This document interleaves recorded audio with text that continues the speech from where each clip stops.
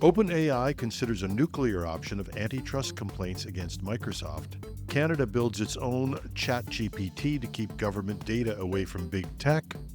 Canada's open banking system plans are stalled as government promises the earliest opportunity. And OpenAI warns its next AI models could pose bioweapons risks.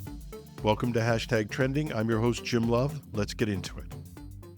We joke about how fast things move in AI, but it wasn't that long ago that Microsoft CEO Satya Nadella was standing beside Sam Altman as he was reinstated as CEO of OpenAI. Microsoft had invested $13 billion in OpenAI, and it seemed like it was essential to Microsoft's future strategy. But there are rumors that the industry's most important partnership is cracking under pressure. OpenAI executives have discussed filing an antitrust complaint against Microsoft, what some are calling the nuclear option, marking the latest escalation in a relationship that's been deteriorating for months. Multiple sources are describing a potential federal complaint if negotiations over their partnership terms fail. The complaint would argue that Microsoft is using its dominant position in cloud services and contractual leverage to suppress competition and control OpenAI's future. The dispute centers on OpenAI's efforts to convert from a nonprofit to a for-profit company by year's end. Microsoft currently holds extensive rights over OpenAI's technology and profits, plus exclusive cloud hosting privileges that OpenAI desperately wants to modify. Tensions have been building for a while now since Microsoft hired Mustafa Suleyman, former DeepMind co-founder, to lead its AI division in March 2024, a move that reportedly angered OpenAI executives. The relationship further soured when Suleyman was reported as yelling at an OpenAI employee during a video call over delayed technology transfers. Last fall, Microsoft executives pressed OpenAI for technical details about their latest O1 model, which OpenAI refused to provide, and there was some suspicion that OpenAI was afraid that Microsoft was going to use that to develop their own AI. Meanwhile, Microsoft is reportedly demanding a larger ownership stake than OpenAI is willing to provide, while simultaneously developing its own competing AI models internally. The stakes are enormous for both companies. Internal estimates suggest that 40% of Microsoft's $22 billion in AI service revenue is linked to OpenAI technology. For OpenAI, losing Microsoft's subsidies could push annual costs beyond $9 billion, but the successful renegotiation could clear the path to a $100 billion IPO. OpenAI has begun reducing its dependence on Microsoft already, recently adding Google Cloud as a provider and participating in a $500 billion Stargate infrastructure project.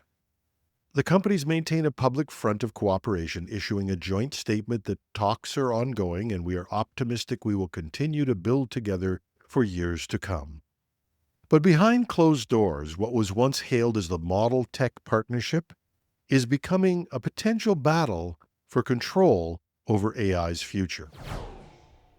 The Canadian federal government is racing to build AI tools that rival ChatGPT's capabilities, not to compete in the commercial market, but to stop its own employees from potentially leaking sensitive data to unauthorized applications. Ottawa's new AI strategy reveals a familiar challenge. Like employees everywhere, government workers are already using ChatGPT and other commercial tools for routine tasks like drafting memos, performance reviews, and potentially at the same time violating federal guidelines that ban putting sensitive information into public AI services. The government's solution is CANChat, an in-house generative AI system powered by open-source models hosted on federal cloud services. About 5,300 staff are currently testing the platform for unclassified work, with plans for a broader rollout. But Ottawa faces the same problem confronting organizations worldwide. Employees won't switch from commercial AI tools unless the internal alternatives are just as good. Stephen Burt, Federal Chief Data Officer, said in a recent interview, To get public servants to switch from ChatGPT to CANChat, the in-house tool needs to be available as soon as possible, and it needs to be as good. The strategy goes beyond just replacing ChatGPT. Government departments are building specialized AI tools like AgPal, which helps farmers navigate financing programs and regulations, and an AI translator trained on decades of parliamentary debates to preserve Canadian bilingual expertise. There are some legitimate concerns about building these services on a foreign commercial model. This push for AI sovereignty reflects growing concerns about data security and technological dependence. The Translation Bureau found that widespread use of commercial translation services was degrading Ottawa's own linguistic datasets as modern usage patterns flowed to foreign companies instead of staying in-house. Canada plans to prioritize Canadian companies when purchasing cloud capacity and AI models, while building as much capability internally as possible. Burt noted that the federal government has a surprising amount of in-house capacity to develop AI tools. But there is, or there should be, a deeper drive on the sovereignty issue. There are a number of reasons why governments are increasingly looking to ensure that AI remains under their sovereign control. Security and privacy are obvious, but there are also deeper issues of control. Recently, when Microsoft pulled access to its Office 365 tools, the International Criminal Court in Denmark came to a screeching halt. Imagine what could happen if a foreign government decided to restrict or stop access to an AI model that was at the core of government services. And then there's the whole idea of influencing the model. China's DeepSeek model, for instance, has been trained to avoid mentions of Tiananmen Square for obvious reasons. U.S. foundation models also have their own biases and omissions. So while being able to host and retrain the models is a potential solution, there's also a potential question of whether it's possible to retrain all the bias out of a model and how to support and develop that model going forward. It's a strategy and a challenge that governments must address, and although with the abundance of open source models, no one should have to start from square one, the development and continued enhancement and growth of an AI model is a significant task. So as much as government must win the support of its staff, it must also be prepared to embrace taking on the support and future development of its own sovereign large language model. It's a path that many countries are now facing, a question of whether they can be truly sovereign if they're dependent on American tech dominance. Can you be a sovereign country without your own sovereign AI? Industry advocates are warning that momentum has stalled as Canada's long-promised open banking system remains stuck in legislative limbo, with the federal government offering vague assurances about moving forward at the earliest opportunity. Open banking, officially called consumer-driven banking in Canada, would allow Canadians to securely share their financial data with third-party apps and services. The technology could let people view all their accounts on one dashboard and even provide services like helping consumers build their credit scores. The alternative to this data sharing, which is being used out of necessity, is a process called screen scraping. It's notoriously insecure in a world where fintech security and integrity are essential for acceptance and usage. The sad part is that other nations have long ago implemented such systems. The UK government launched open banking in 2017, and the European Union has had similar frameworks for years. Canada passed initial legislation last year, but it still needs a second bill to actually implement the system. The delays are frustrating fintech companies that have been lobbying for 7 years. Alex Francis, Executive Director of Fintechs Canada, describes the process as a slog. I don't think the government at first understood really what consumer-driven banking was, he said. Surprisingly, Canada has retained some entrepreneurial leadership in the fintech area, but only because these companies are able to sell to countries other than Canada. If there were hopes that a new prime minister, who'd been a former central banker, would accelerate the process, these were muted when references to open banking were notably absent from the Liberal election platform. Meanwhile, Canadians continue to use screen scraping, sharing bank passwords and third party apps to access financial data in the most insecure way possible. This all or nothing approach creates privacy risks that proper open banking would eliminate. There is, however, one bright spot. A shout out to the National Bank, who may have pulled off what we call the Uber strategy. Not waiting for government regulation, it's launched its own open banking framework, allowing fintech companies to securely access customer data when permission is granted. Natasha Boudrias, who leads the National Bank's open banking strategy, said, "We're certainly hoping that the government is going to kickstart the effort sooner rather than later so we don't have to get stuck in a loop of consultation." The delays highlight Canada's broader struggle to keep pace with global technology innovation. What we've applied to open banking, we could easily look at in terms of digital identification and other critical components to a new digital economy in the 21st century. OpenAI executives are warning that their upcoming AI models could cross a troubling threshold and present a high bioweapons risk.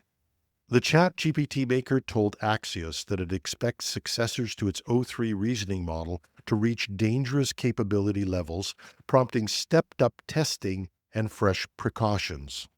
OpenAI isn't claiming its AI will create new bioweapons, but it warns of what it's calling novice uplift, enabling people without biology backgrounds to do potentially dangerous things. OpenAI's head of safety systems, Johannes Heideke, says, "We're expecting some of the successors of our O3 reasoning model to hit that level." OpenAI isn't alone in sounding alarms. When Anthropic released Claude 4 last month, it activated new precautions due to potential biological and nuclear threats. Multiple AI companies are warning it's time to prepare for models that match or exceed human capabilities across various tasks. The admission highlights a stark paradox in AI development. Companies acknowledge their technology poses serious risks while continuing to build increasingly powerful systems. OpenAI plans to convene government researchers and nonprofits next month to discuss opportunities and risks. The company is also expanding work with U.S. national labs, exploring how AI might help combat others who could misuse the technology. OpenAI policy chief Chris Lehane said, "We're going to explore additional work in terms of how we potentially use the technology itself to combat others who may misuse it." And with the growth in open source models that have the same capacity and arguably perhaps better than some U.S. commercial models, it's a little late to be thinking about how we're going to control this. Geoffrey Hinton, regarded as the godfather of AI, but who left Google to warn the world about the dangers of unrestricted AI, was quoted on a recent YouTube video as saying, "I warned them and they wouldn't listen. Under normal circumstances, I might dismiss this as a YouTube hype, but I'm not sure it's not accurate." I want to stress I am an incredible supporter of AI technology. I believe that it can and will do great things for human civilization. But even if we don't get to artificial superintelligence, it may be time to acknowledge that we have a force that has the potential to be the next atomic bomb in terms of its impact on humanity. But we also exist at a point in time where multilateralism, the ability of countries to come together and achieve controls and regulation, is beyond improbable and perhaps impossible. And that's our show. I'd love to hear what you think. Write me at editorial@technewsday.ca. A couple of show notes. If you haven't checked out the new website, please do it. I'm desperately trying to get some corporate sponsors so we can increase the level of content we carry. Our mission is to make it easier to keep up to date with reliable and compact information. But we desperately need sponsors. We can't keep up without adding at least some additional resources in writing and researching.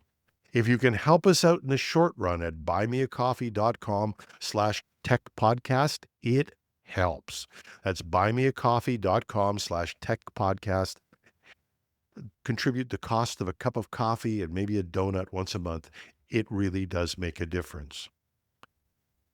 And if you know any corporate sponsors who will help finance us through the next stage of our growth, any help at all is greatly appreciated. Finally, and I'll stop asking you for money, I want to get a couple of things going this summer. The first is a reading list, and we'll be doing a summertime show of our favorite books. The second is that I want to do some recordings of Project Synapse with a live audience. And if you're interested in attending, we record on Friday mornings at 8:30 a.m. Let me know if you're interested in either one of these things at editorial@technewsday.ca or under the video on YouTube. I'm your host, Jim Love. Have a thrilling Thursday.